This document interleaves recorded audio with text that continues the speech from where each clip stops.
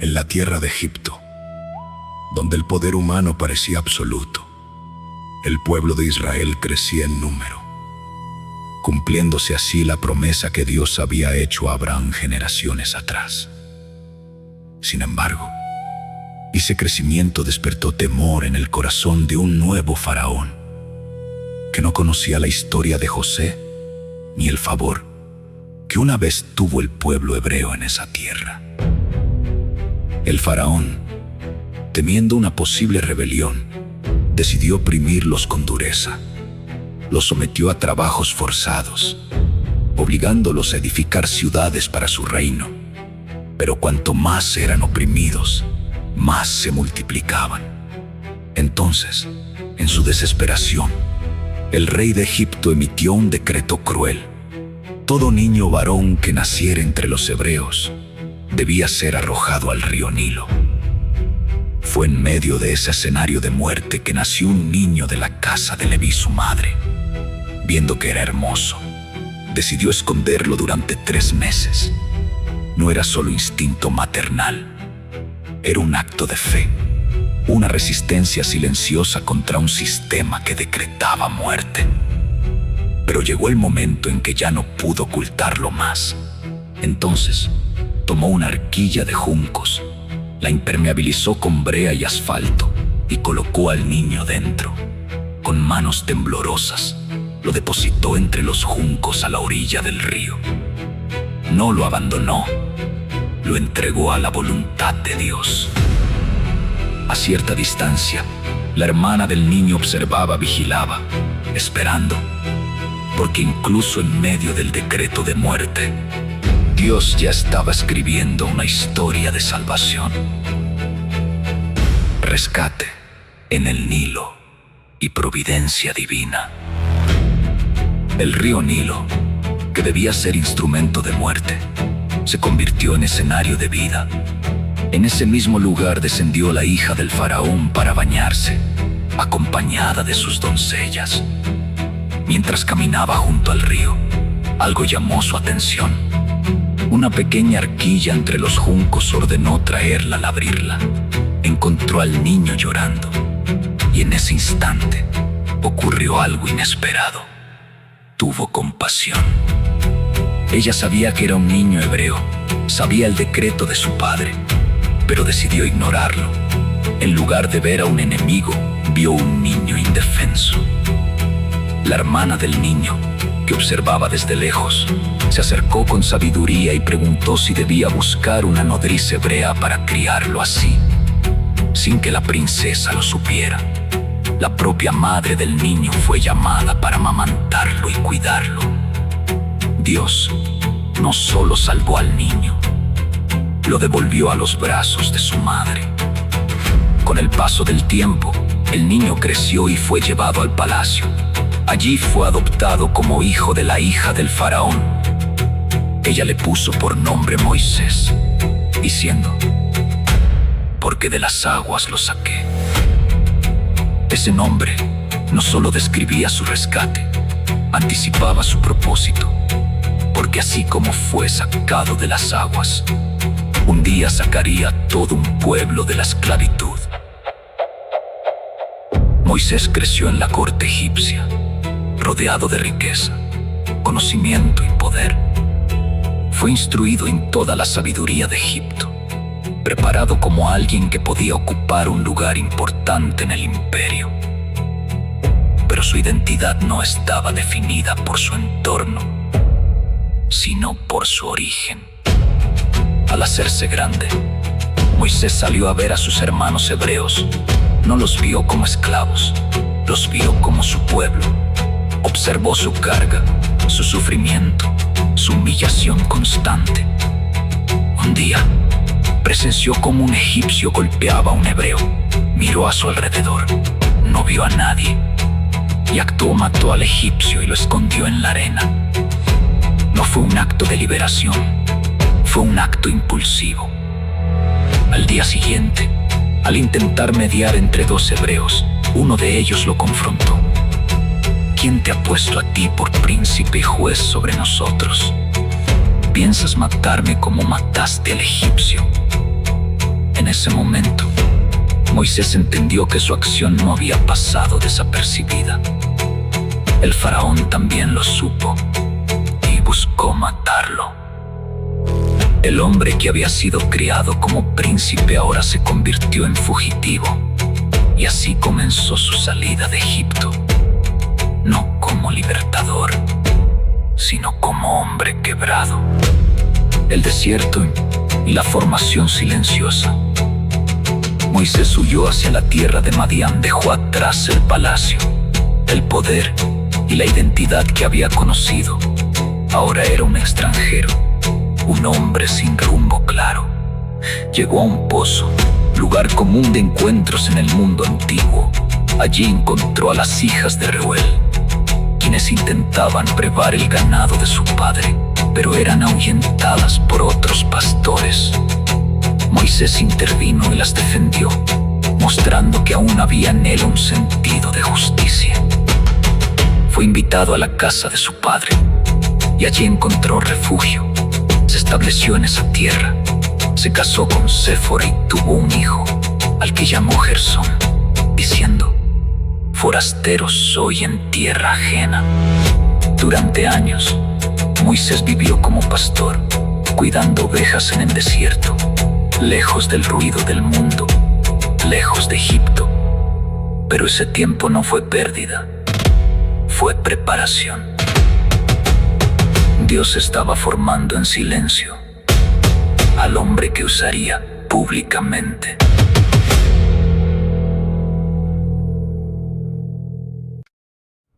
Un día, mientras apacentaba el rebaño, Moisés llevó las ovejas más allá del desierto, hasta el monte Horeb, el monte de Dios. Allí vio algo que desafió toda lógica: una zarza que ardía en fuego, pero no se consumía.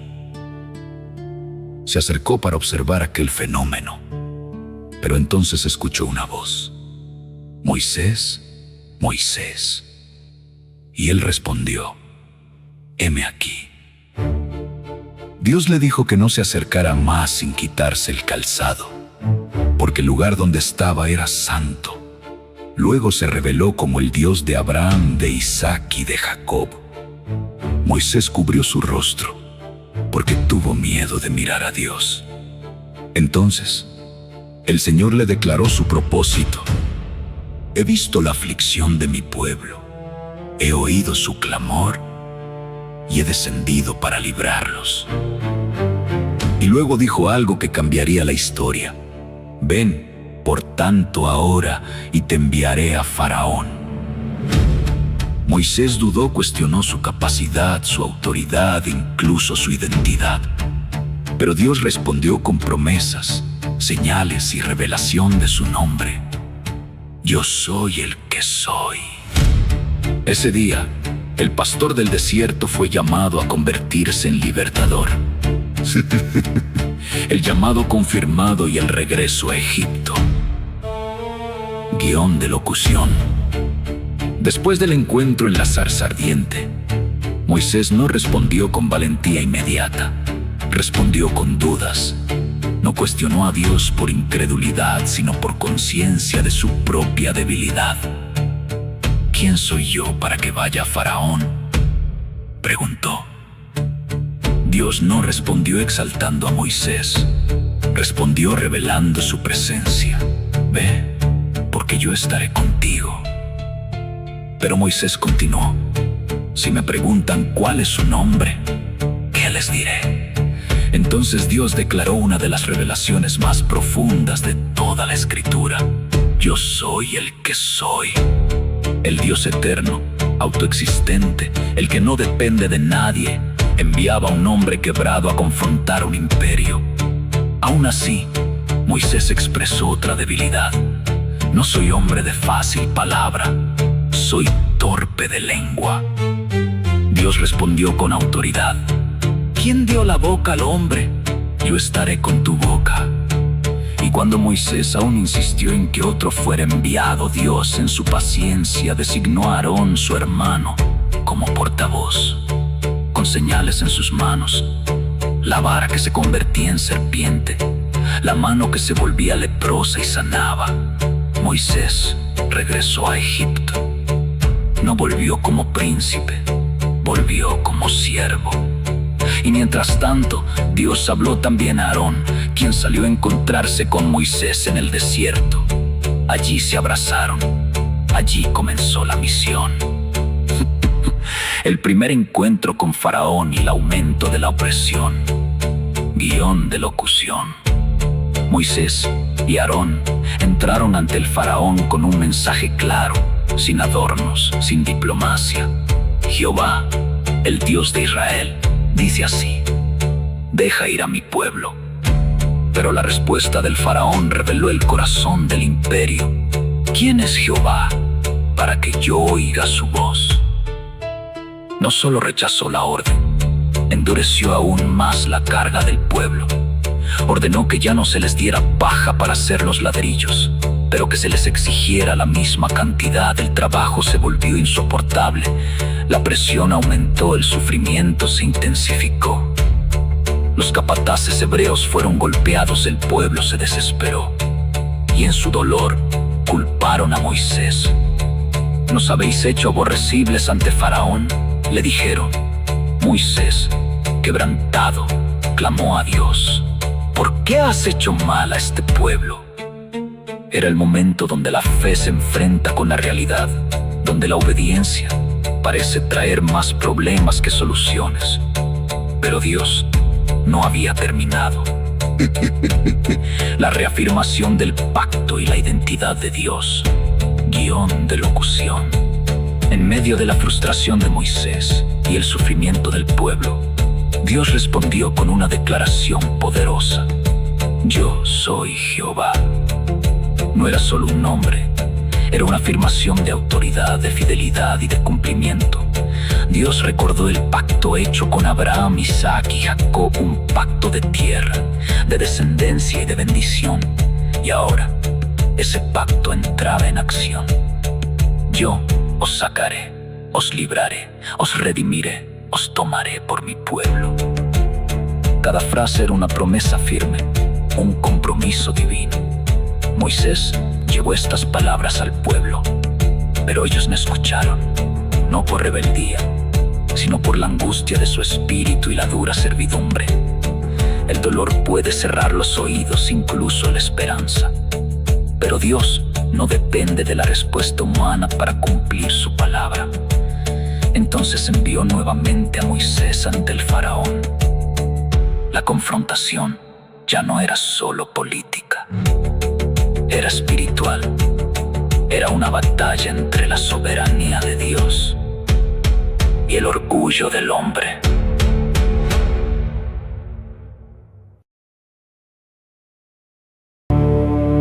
Dios comenzó a manifestar su poder a través de señales y juicios sobre la tierra de Egipto. La primera plaga fue sobre el Nilo. Las aguas se convirtieron en sangre. El río, fuente de vida para Egipto, se volvió símbolo de juicio. Los peces murieron, el agua se corrompió. Pero el faraón endureció su corazón. Luego vinieron ranas cubriendo toda la tierra, después piojos, luego moscas. Cada plaga golpeaba aspectos fundamentales de la vida egipcia. El ganado enfermó, úlceras cubrieron la piel de hombres y animales. Granizo cayó destruyendo cosechas. Langostas devoraron lo que quedó. Y finalmente, tinieblas cubrieron Egipto por 3 días. Una oscuridad que podía sentirse. Cada plaga no era solo castigo, era una declaración. Jehová es Dios sobre toda la creación. Los magos de Egipto intentaron imitar algunas señales, pero pronto reconocieron: esto es el dedo de Dios. Aún así, el corazón del faraón permanecía endurecido. No era ignorancia, era orgullo. El anuncio de la última plaga, el juicio definitivo. Guión de locución. Después de 9 plagas, el faraón seguía resistiendo. Entonces Dios anunció el juicio final, el más severo de todos. A medianoche, todo primogénito en la tierra de Egipto moriría, desde el hijo del faraón hasta el del siervo más humilde. Pero Dios hizo una distinción, dio instrucciones precisas al pueblo de Israel. Cada familia debía tomar un cordero sin defecto, sacrificarlo y poner su sangre en los postes y dinteles de las puertas. Esa sangre sería señal. Esa noche, el juicio pasaría por la tierra, pero donde hubiera sangre, pasaría de largo. Ese acto no era solo protección, era obediencia, fe y sustitución. El cordero moría para que el primogénito viviera. Y así se estableció la Pascua como memorial perpetuo, una señal no solo para esa generación, sino para todas las generaciones futuras. El momento decisivo había llegado. La liberación estaba a punto de manifestarse, pero primero vendría la noche más oscura de Egipto. La noche de la Pascua, juicio y redención. La noche cayó sobre Egipto, pero no era una noche cualquiera. Era la noche que había sido anunciada, la noche en la que Dios mismo pasaría por la tierra. En cada hogar hebreo, las instrucciones habían sido obedecidas con precisión. Un cordero sin defecto había sido sacrificado, su sangre cuidadosamente aplicada en los postes y en el dintel de cada puerta dentro de las casas. Las familias permanecían en silencio, comiendo apresuradamente, vestidos para partir, con el cayado en la mano. No era solo una comida, era un acto de fe. Mientras tanto, fuera de esas puertas marcadas, Egipto dormía ajeno a lo que estaba por suceder. A medianoche, el juicio descendió. Jehová hirió a todo primogénito en la tierra de Egipto, desde el hijo del faraón que se sentaba en su trono hasta el primogénito del cautivo en la cárcel. El llanto se levantó en toda la nación, un clamor profundo, desgarrador, sin precedente. Pero en las casas donde había sangre, no hubo muerte. La sangre fue señal, la sangre fue protección, la sangre marcó la diferencia entre juicio y salvación. Esa noche, el faraón finalmente llamó a Moisés y a Aarón. No hubo negociación, solo rendición. Salid de en medio de mi pueblo y servid a Jehová. El sistema que los oprimía había sido quebrado. Y así, en una sola noche, el pueblo pasó de esclavitud a libertad. El gran éxodo, salida hacia lo desconocido. Guión de locución. Israel salió de Egipto no como fugitivos, sino como un pueblo liberado por la mano poderosa de Dios. Cientos de miles de hombres, sin contar mujeres y niños, emprendieron el camino. No tuvieron tiempo de leudar el pan. Salieron con masa sin fermentar, recordando que la liberación no siempre espera comodidad. Los egipcios, temiendo más juicios, les entregaron oro, plata y vestidos. Así se cumplió la palabra de Dios. Israel no saldría con las manos vacías. Dios no los guió por el camino corto, sino por el desierto, porque sabía que si enfrentaban guerra demasiado pronto podrían desmayar. Iban guiados por una columna de nube durante el día y una columna de fuego por la noche. No era solo dirección, era la presencia visible de Dios. Cada paso hacia adelante era un acto de fe. No sabían a dónde iban exactamente, pero sabían quién los guiaba. La libertad había comenzado, pero el proceso apenas iniciaba. El Mar Rojo, el poder que abre caminos imposibles. Guión de locución. No pasó mucho tiempo antes de que la libertad fuera puesta a prueba. El faraón, endurecido nuevamente, reunió su ejército, carros, jinetes, soldados, una fuerza imponente.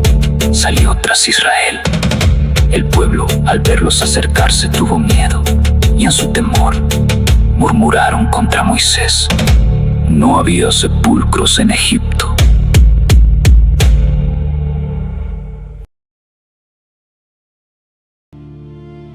No pasó mucho tiempo antes de que la libertad fuera puesta a prueba. El faraón, endurecido nuevamente, reunió su ejército, carros, jinetes, soldados. Una fuerza imponente salió tras Israel. El pueblo, al verlos acercarse, tuvo miedo, y en su temor murmuraron contra Moisés.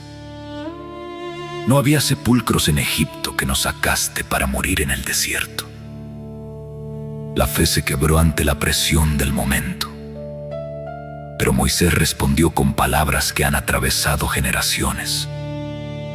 No temáis, estad firmes, y ved la salvación que Jehová hará hoy. Delante de ellos estaba el mar detrás, el ejército a los lados, nada. Entonces Dios actuó. La columna de nube se movió, colocándose entre Israel y Egipto, obscuridad para unos, luz para otros. Moisés extendió su vara sobre el mar, y toda aquella noche un fuerte viento oriental sopló, y las aguas se dividieron. El mar se abrió en dos, muros de agua se levantaron, y el pueblo cruzó en seco. Cuando los egipcios intentaron seguirlos, Dios trastornó sus carros, y al extender Moisés nuevamente su mano, las aguas volvieron a su lugar. El enemigo que temían desapareció ante sus ojos. Ese día, Israel vio el poder de Dios y creyó. El desierto, prueba, dependencia y formación. Guión de locución. La victoria en el Mar Rojo no eliminó las dificultades, solo las transformó. El desierto se convirtió en el nuevo escenario, un lugar árido, hostil, donde la supervivencia dependía completamente de lo invisible. Pasaron 3 días sin encontrar agua cuando finalmente la hallaron en Mara. Era amarga, el pueblo murmuró nuevamente. Dios mostró a Moisés un árbol. Al echarlo en las aguas, se volvieron dulces. No era solo un milagro, era una enseñanza. Dios no solo provee, también transforma lo amargo. Más adelante, el hambre golpeó el pueblo y otra vez murmuraron, deseando incluso volver a Egipto. La esclavitud en su memoria parecía mejor que la incertidumbre. Pero Dios estaba formando algo más grande que un pueblo libre. Estaba formando un pueblo dependiente de Él. Cada necesidad se convertía en una lección, cada dificultad en un proceso de transformación. El maná del cielo, la provisión diaria de Dios. Guión de locución. En medio del hambre, Dios respondió con una provisión sobrenatural. Al amanecer, algo cubría el campamento, como escarcha sobre la tierra. El pueblo preguntó, ¿qué es esto? Maná. Era el pan del cielo. Dios les dio instrucciones claras. Cada uno recogería lo necesario para el día, ni más ni menos. El que recogía mucho no tenía de más. El que recogía poco no tenía de menos. Era una provisión justa, diaria, suficiente. Pero también era una prueba. Algunos intentaron guardar para el día siguiente y se echó a perder. Dios les enseñaba dependencia diaria, no confianza en el almacenamiento, sino en su fidelidad constante. El 6º día debían recoger doble porción, porque el 7º día sería reposo. Así, el maná no solo alimentó sus cuerpos, formó su obediencia. Durante 40 años, El pueblo comió del pan que descendía del cielo. No sembraron, no cosecharon, pero nunca faltó. Porque donde Dios guía, Dios sostiene. Sí. Hito 16. Agua de la roca. Dios en medio de la necesidad. Guión de locución. El desierto volvió a hablar, y esta vez fue con sed. El pueblo llegó a Refidim, pero no había agua. La desesperación creció rápidamente. No era incomodidad, era supervivencia. Y una vez más, el pueblo murmuró contra Moisés. ¿Por qué nos hiciste subir de Egipto para matarnos de sed? La presión sobre Moisés era tan intensa que temió por su vida. Entonces clamó a Dios. La respuesta no fue juicio, fue provisión. Dios ordenó a Moisés tomar la vara, la misma con la que había golpeado el Nilo, y golpear la roca en Horeb. Los ancianos de Israel fueron testigos. Moisés obedeció, y de la roca brotó agua. En un lugar donde no debía haber nada, hubo vida. En un lugar de muerte, hubo sustento. Aquel sitio fue llamado Masa y Meriba, por la prueba y la contienda del pueblo. Pero más allá del nombre, quedó una verdad eterna. Dios no abandona a su pueblo, ni siquiera cuando su pueblo duda de él. Guión de locución. 3 meses después de salir de Egipto, Israel llegó al desierto de Sinaí. Allí acamparon frente al monte, el mismo monte donde Moisés había visto la zarza ardiente. Pero esta vez no era un encuentro personal, era nacional. Dios llamó a Moisés a subir al monte y le habló. Vosotros visteis lo que hice a Egipto, y cómo os tomé sobre alas de águila, y os he traído a mí. Luego estableció una condición. Si obedecéis mi voz y guardáis mi pacto, seréis mi especial tesoro. El pueblo respondió con una sola voz. Todo lo que Jehová ha dicho, haremos. Entonces Dios descendió. El monte se cubrió de humo, porque Jehová descendía en fuego. Hubo truenos, relámpagos, sonido de bocina, y todo el pueblo tembló. No era solo una manifestación, era una revelación de santidad. Dios no es solo libertador, es santo, y su pueblo estaba siendo llamado a reflejar esa santidad. Las tablas de la ley, el pacto divino. Guión de locución. Desde el monte Sinaí, Dios habló directamente al pueblo y entregó los 10 mandamientos, no como sugerencias, sino como fundamento de una relación. No tendrás dioses ajenos delante de mí. No tomarás el nombre de Jehová en vano. Honra a tu padre y a tu madre. No matarás, no adulterarás, no hurtarás. Cada palabra no solo regulaba acciones, revelaba el carácter de Dios.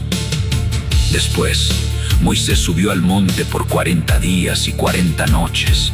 Allí recibió instrucciones detalladas sobre la ley, el tabernáculo y la forma en que Dios habitaría en medio de su pueblo.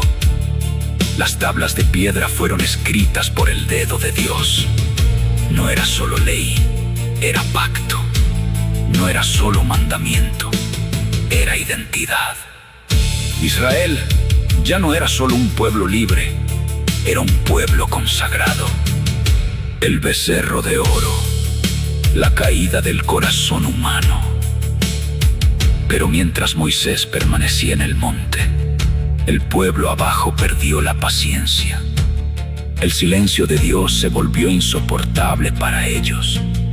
Entonces acudieron a Aarón y dijeron: haznos dioses que vayan delante de nosotros. Aarón pidió oro, lo fundió y formó un becerro. El pueblo dijo: estos son tus dioses, Israel, que te sacaron de Egipto. La traición fue inmediata, profunda, dolorosa. Celebraron, comieron, bebieron y se corrompieron. En el monte, Dios le dijo a Moisés lo que estaba ocurriendo. Su ira se encendió, pero Moisés intercedió por el pueblo. Descendió con las tablas en sus manos y al ver el pecado, las arrojó y las rompió. El pacto había sido quebrado antes de ser entregado. Moisés destruyó el becerro, confrontó al pueblo y llamó a la santidad. Ese día, Israel aprendió una lección dolorosa. La liberación física no significa transformación del corazón. El legado de Moisés, el hombre que habló con Dios. Los años pasaron, el desierto marcó a toda una generación. Muchos de los que salieron de Egipto no entrarían en la tierra prometida por su incredulidad.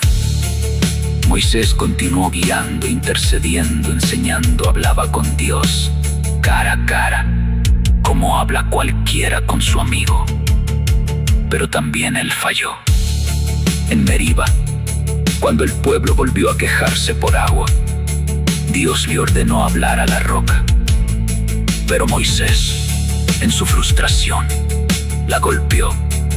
El agua salió, pero la desobediencia tuvo consecuencia. Dios le dijo: no introducirás a este pueblo en la tierra. Después de todo lo que hizo, Moisés no entraría. Al final de su vida, subió al monte Nebo. Desde allí, Dios le mostró toda la tierra prometida. La vio, pero no la poseyó. Allí murió Moisés, siervo de Jehová, y Dios mismo lo sepultó. El texto bíblico declara algo único: nunca más se levantó profeta en Israel como Moisés, a quien Jehová conocía cara a cara. No fue el hombre que conquistó la tierra, fue el hombre que preparó el camino. No fue el que llegó, fue el que obedeció. Y su legado no quedó en monumentos, quedó en una historia eterna de redención.